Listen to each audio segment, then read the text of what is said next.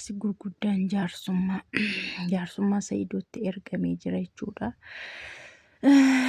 Viidiyoo har'aa meeqan hojjedhe garuu sin laayikii naan goone maali sin garuu way jaarsummaa Sa'iidootti ergame namoonni gurguddaan jaarsummaa dhaqanii gurbaanni lafeen cinaachaa cabe sunis amma dhaqee jaarsummaa dhaqee jaarsummaa Amiir jechuudha. Mubeen sunis sodaatee bakka hundumaa jaarsummaa ergee jaarsummaa guuranii Sa'iidootti dhaqan jechuudha. Viidiyoon kun garuu laayikii baay'ee argachuu qaba. Maa isin garuu yoo laayikii godhaa isiniin jedhame laayikiin gootanii reebasuma mana amma turjumaan akkanatti tola isinii torojjomeenii isin garuu laayikii gochuu didduu nagaa dhabdee ofiisin reebasuma. Innaa nagaa isin gaafadheeraa garuu nagaa isiniif haa ta'u. Kam jirtu nagaa keessanii nagaa kooti galata waaqaa ta'u baga jiraattan baga irra geessanii. Egaa girgirrii Sumayyaa kana odeessinee fixuu dadhabnee irraa viidiyoo isaanii ilaallee iyyuu dadhabnee jirra jechuudha. Viidiyoon dhumaa kun inni har'aa hojjetamu ni dhumaa halkan kanaa jechuudha. Sa'iidootti jaarsummaan guuramee bakka hojii isaatti itti dhaqamee jira jechuudha. Egaa Sa'iidoon nama guddaa tokko fuudhanii dhaqaniiru. Nama umuriidhaan guddaa wayii fuudhanii dhaqanii hojii ijoollee keessa nama guddaa gashanii maal jedhanii egaa maqaan isaa iyyuu Amiir hidhamee siif bu'aa maalii buusaa jedhaniin.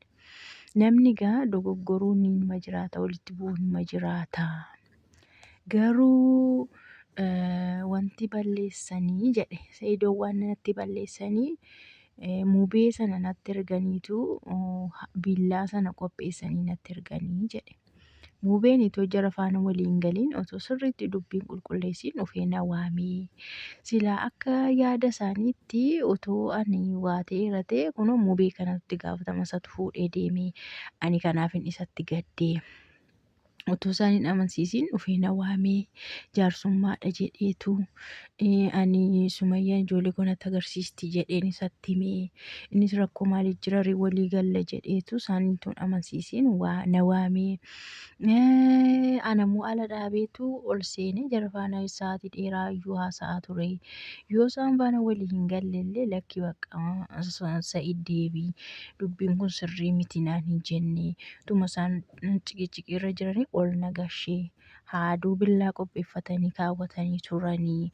Kanaaf immoo ani maal jedhanii isa ofirraa ittisan jechuudha. Hinduu jee namni tokko yoo ofirraa ittisee fi beekaa yoo nama miidhee wal qixa miti akka seeraatti jechuudha. Ofirraa dhorkuu irratti namni du'uu iyyuu danda'a ofirraa deebisuu irratti jechuudha. Innaa tartiiba seeraatiin tokko miti waan ta'eef kanaaf ani isarraan of dhorke malee isallee hin tuqne mucichaa. Gurbaan immoo ani isa hiisisuun dhiisuu jedhe. Ani isa hiisisuun dhiisuu garuu isin akka jaarsaatti waan naa gootan jedhe anaafillee jaarsummaa naa dhaqxu jedhe. Yoo Amiiri dubbiin Amiir haa xumuramuu hidhaadhaallee haa bahuu jettu ta'ee Sumayyaatti jaarsummaa naa deemtu. Ijoollee kiyya iddoo jiranii iddoo keessee fiddee ijoollee kiyya na agarsiisu. Ijoolleen kiyya as jiru ta'ee dhuguma akka jette Gondariin geessite ta'ee anillee waan hin beekuun qabu. Ana jechuun nama waggaa 2 ijoollee koo arguudhaaf naanna'aa rakkataa ture. Dadhabnaan itti dhiisedha. Sumayyaan immoo akka amma haasoftu miti hin qabamtu. Yoo as jirti jedhan achi deemti. Yoo as jirti jedhan achi deemti. Isin hin beektanii nama jaarsummaa dhufe sanan. Isin hin beektanii. Ani Yamanitti ishee barbaada meeqan deebi'ee Itoophiyaa keessaa immoo amma Gondaritti deemee ishee barbaachaa ijoollee kiyya barbaachaa kana hundumaa amma gadi naqxeetu waggaa 2 eessatti na beekta jettee. Kanaafiyyuu dogoggorre baay'ee hojjetteetti. Ani akka nikaa irraa otoo hin qabu otoo irraa hin buusin otoo beektuu qalabatii yeroo qopheessan isheenillee keessa jirti qalabatiin qophaa'eeraa fi kanaafuu waan kana hundumaa balleessaa isheetidha. Kanaaf amma immoo yoo Amiir sun haa bahu ani dhiifama nan godhaa fi dhaqee dhiifama godheeraaf yoon jedhee Seerri maal jennaan namni jaarsummaa dhufe sun garuu dubbii yoo haqa biggii maal jedhama? Haqa biggiin afaan Oromoodhaan maal jedhama? Abbaan murtiidha. Yoo inni qabatee inni seera hin kabachiisa. Kanaafuu utuu achi hin gahiin dafiitii dhiifama godhiifi dhiifamaan haa ba'u jedhanii jaarsummaa itti baanaan anaafillee jaarsummaa itti naa dhaqaa akkuma jaarsummaa natti dhuftanii ani Amiiriin kanan dhiisuu danda'u yookaas hidhaadhaa isa baasisuu yoo isin dubbattanii Sumayyaa faana waliin agashitanii ijoollee na agarsiistedha. Ana faana jiraachuufis dhiisuufis mirga ishiitii ani dirqamaan na faana jiraadhu hin jedhuunii garuu ijoollee kiyya waggaa 2 guutuu kan na dhoskite kana as baastee ijoollee kiyya na agarsiistu.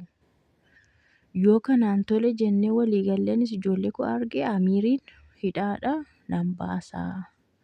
Kanaafiyyuu dhiifama naa godhaa hodheen nama guddaa sanaan dhiifama naa godhaa anis hin diduu otoo hin taane anis waanan barbaaduun qaba as keessatti waanan barbaadu kana anaafillee naa hojjedhaayyuu jedheen. Innaa akkasitti jaarsummaa Saayidoo bira dhufaniitu hawwiin immoo surree jiinsii uffattee jirti siniin jechuufan hawwii hamanna koottaa takka. Surree jiinsii uffattee qurqurru jettee fuuldura teessii jechuudha. Amma hawwiin jaartii hangafaa ta'uudha kan iddoo hundumaatti haa argamtuun jedheni gaafa darbesii kan mubee sana faana argame mana Saayidoo bira iddoo inni hojjetu geesse hawwiidha. Har'as jaarsummaa keessa qiqqi jedhee jiinsii surree uffatee kan taa'u hawwiidha. Jaartii hangafaa ta'uu ishiiti jechuudha. Mitiras isheetu dura fuudhamilleeti. Innaa akkasitti hawwiinis jaarsummaa keessa teessii surree jiinsii uffattee siniin jechuudhumaafidha ishee kana mirriqaatiidha. Innaa Saayidoon dhugaa dubbachuudhaan mataansaa harrii bichaatee beesmaa Saayidoon mataansaa tokko hin jiru.